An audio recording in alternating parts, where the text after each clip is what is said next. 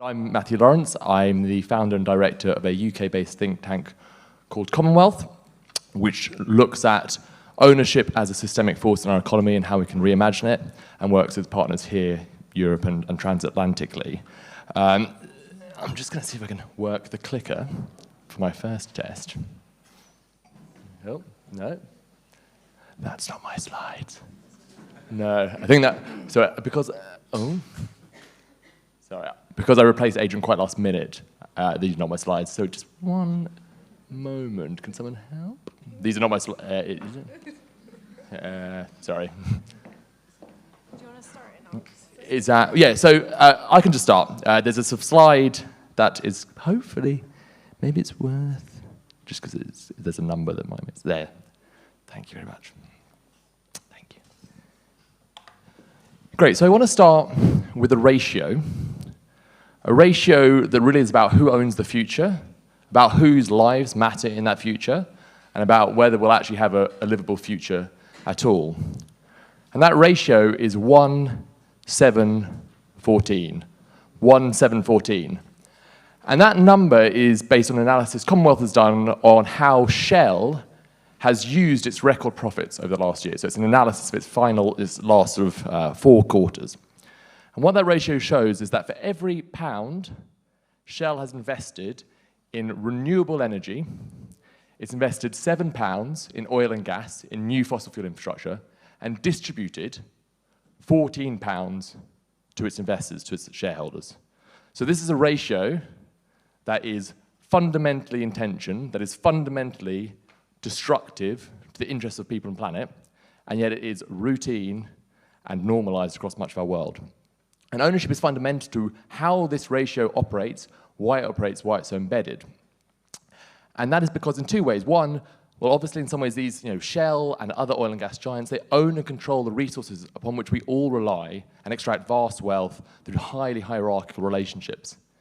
And then also because they are in their own way servants to financial owners, shareholders, to financial markets. In some ways, they can't break this ratio even if they wanted to, because that 14, that profit, is more important than the 1.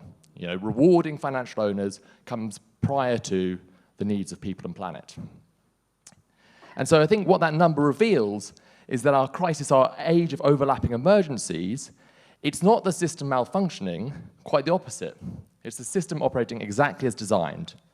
And that crisis is then inseparable from the primacy of a particular form of property, a particular form of extractive, violent, concentrating form of property and its concentration.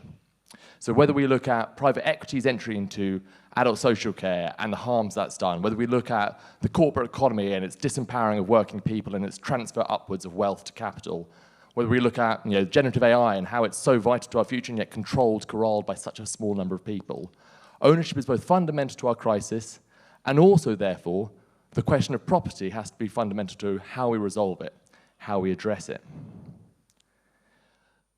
But exactly because dominant forms of property, concentrated, exclusive, hierarchical, extractive, are part of the problem, redistribution, while vital, can't be enough. We can't just redistribute the existing world.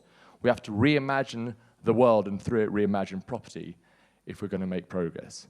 So it's not about sort of just tinkering at the margins, it's about ownership as sort of structuring force in the economy, and therefore the need to reimagine it, to really sort of be inventive, be creative about this fundamental property question and property relations.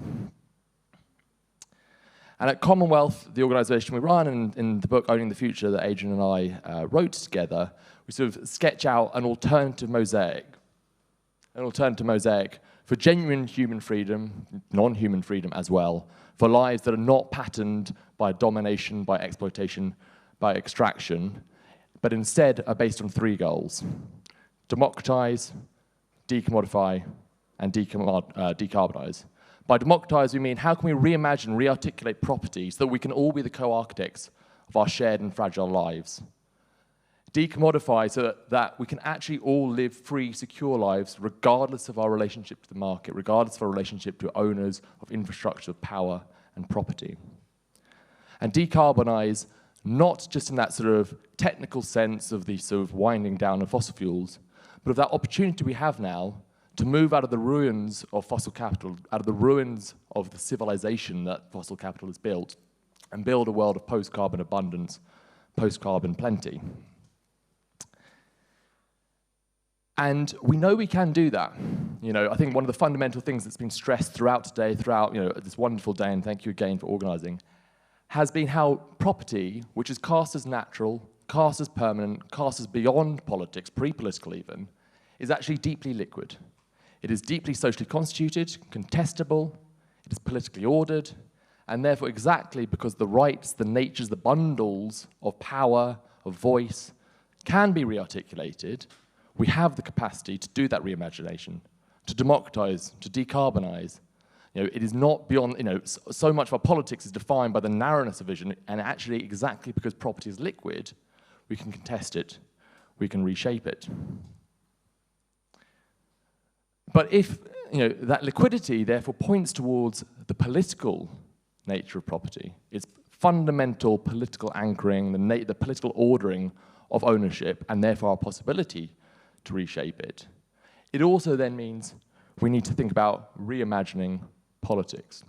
That actually to reimagine ownership will require reimagining the political. And I think today, again, we sort of saw so many examples of what that could mean.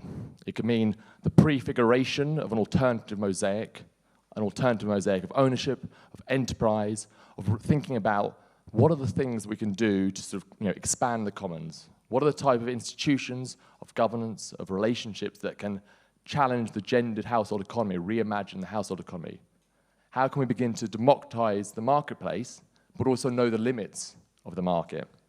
And think about how an expanded and ambitious, genuinely democratized state, a state that does so much harm, so we can't just assume it is something that is a good in and of itself, but nonetheless, how can a genuinely democratized state, thinking through those relationships, provide the type of decommodification, type of provision of housing, of care, of energy, of transport that is fundamental to delivering genuine forms of human freedom. And I think clearly, in a way, exactly because ownership is so important, exactly because it's the fulcrum of power, it is the fulcrum of hierarchy, to try and reimagine it, to try and contest it, will necessarily involve disembedding those who benefit, a narrow set who benefit from status quo. And so it needs a politics that can build coalitions, that can challenge vested interests, that can weave together sort of shared common sort of interests, whether it's labor movements, climate movements. There's sort of commonality to all of this, and I think that's going to be key to the political.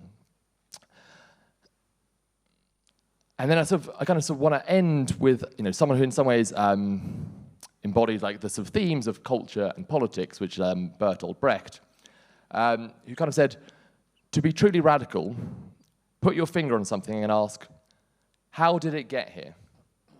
How did it get here? How did this chair get here? Put your finger in it right now. How did that get there? How did we arrive at that ratio that we know is killing the planet, that we know if that goes on, we will not go on as we are, and yet it goes on. And that is the catastrophe, to paraphrase another German thinker. But so we need to put our finger on things and we'll ask, what are the long histories of ecological devastation, the social metabolisms, the hierarchies, the injustices that sit behind those things, these relationships, our lives, and the role that ownership plays in that, the role that property plays in that, and the necessity, therefore, to rethink, to reimagine, to democratize. And I think if we can collectively put our finger on that question, if we can collectively put our finger together on that problem, I think we can begin to reimagine the role of property and its place in our lives. I'll end on that.